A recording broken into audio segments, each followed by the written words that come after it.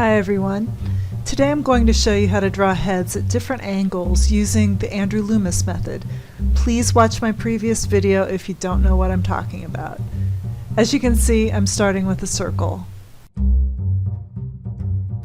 I'm dividing it in half both ways like before.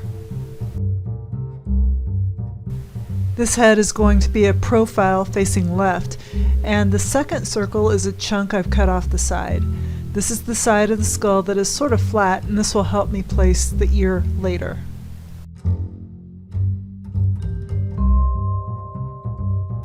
I've followed the bottom of the small circle over to the big circle and made a mark. This is the bottom of the nose. I've drawn a straight line coming down from the brow line. I'm repeating the distance between the brow line and the nose line to establish the bottom of the chin below and the hairline above.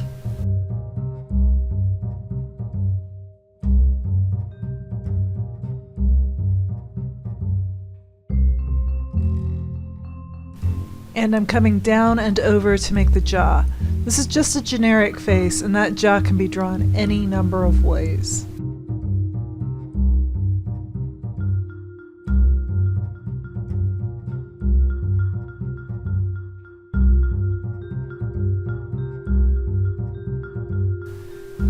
I'm going to speed up a bit now and add the features. Here's the nose. And the mouth in profile.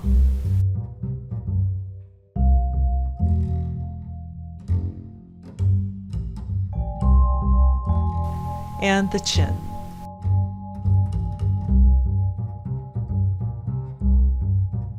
I contoured the forehead a little, and now here's the eyebrow and eye.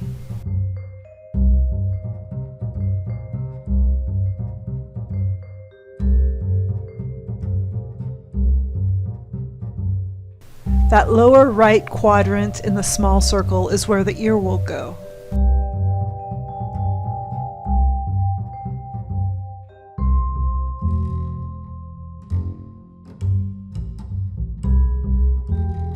And there's his hairline.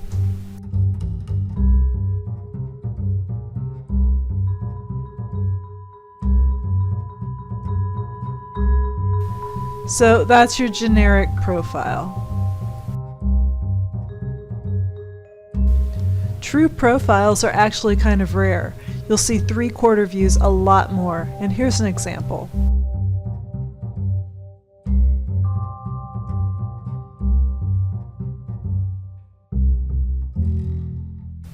Again, I'm starting with the circle.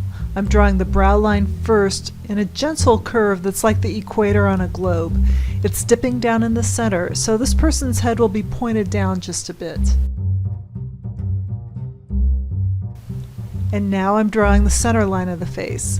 This divides it right down the middle of the nose. The person will look over to the left.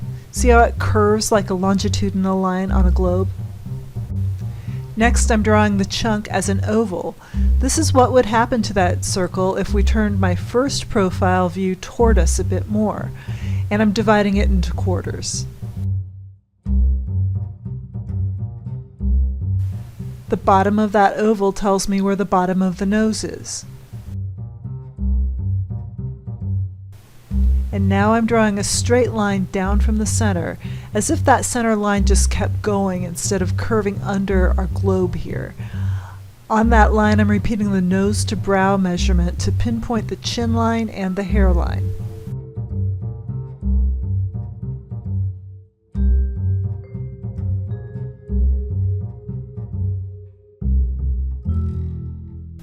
And I'm carefully drawing the jaw.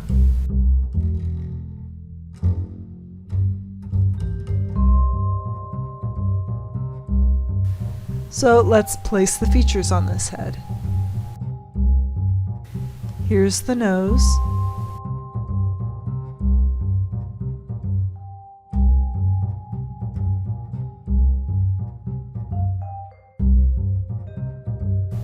A 3/4 mouth means that you'll see more of one side than the other.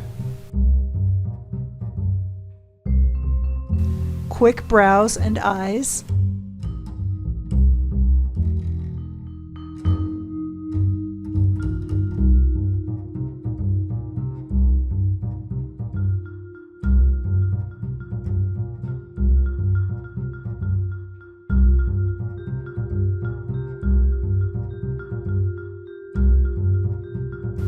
I'm making a cheekbone and following it down to the chin.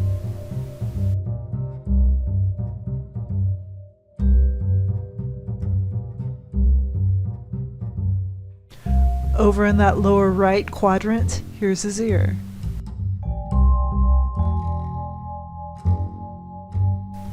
I'm finishing the hairline and adding a cheekbone.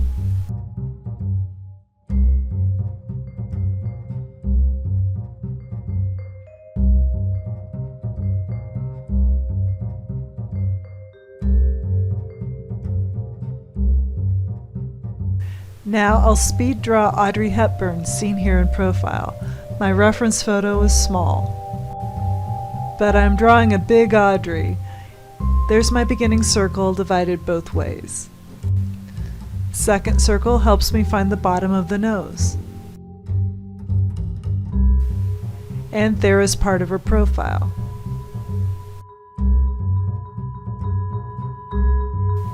She has a jawline that I envy, and a strong brow that, at least in this photo of her, seems higher than the regular brow line. That's where I'm putting her eye. Everyone is different, and you can adapt this Andrew Loomis model to fit your subject. Her hair is in a tight ponytail that generally follows the first circle. And she has bangs on that other side of the part in her hair. Now I'm going to add shading and details.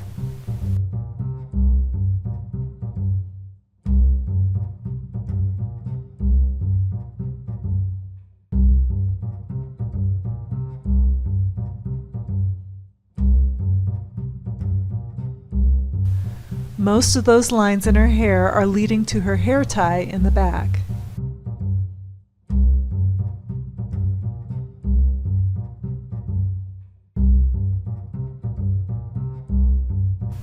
I liked adding the shadow under her jaw and her cheekbone. Her face is so beautiful, and she is surprisingly tough to draw.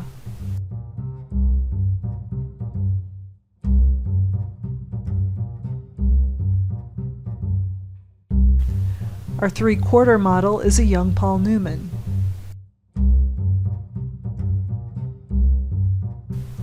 And I'm drawing him huge for some reason. Again, I start with a circle and I'm putting in the equator line and the center line.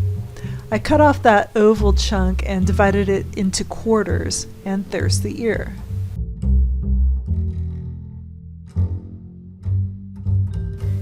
Here's that tricky straight line that I'll divide up for the nose and chin. And now I'm going to work on the lower half of his face.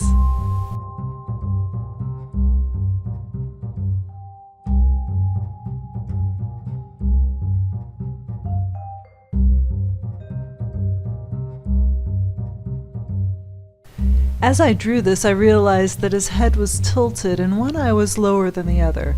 Not a huge deal.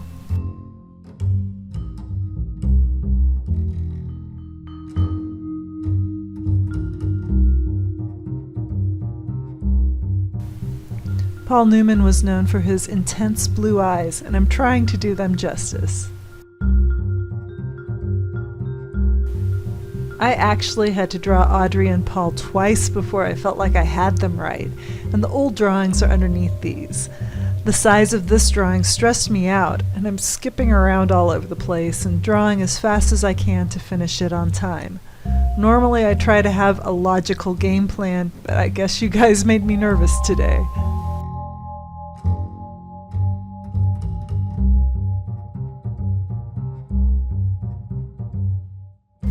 The more you draw, the faster you'll get. I remember being 14 and just learning how to draw realistically. Something like this would have taken me days to finish, and I was such a wimp with my shading that you wouldn't have been able to see it clearly. Hard to believe that I've been doing this for 32 years now, and I'm still learning.